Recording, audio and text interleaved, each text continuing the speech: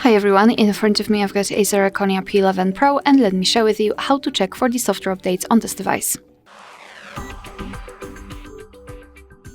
So first of all, you have to make sure that you've got the internet connection, and then let's enter the settings.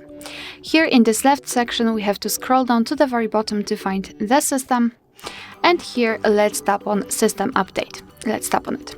Now, basically, after entering this section, your device will check for the updates, and you can meet two different scenarios.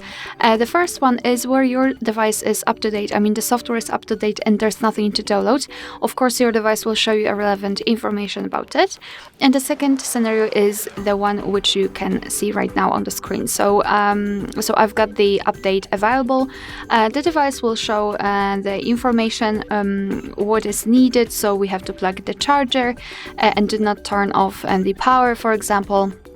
You cannot use your device. Here we've got the information, what has been fixed, what has been added, and then simply tap on download and install, and your device will apply the update. Alright, so that will be all. Thank you so much for watching. Please hit the subscribe button and leave the thumbs up.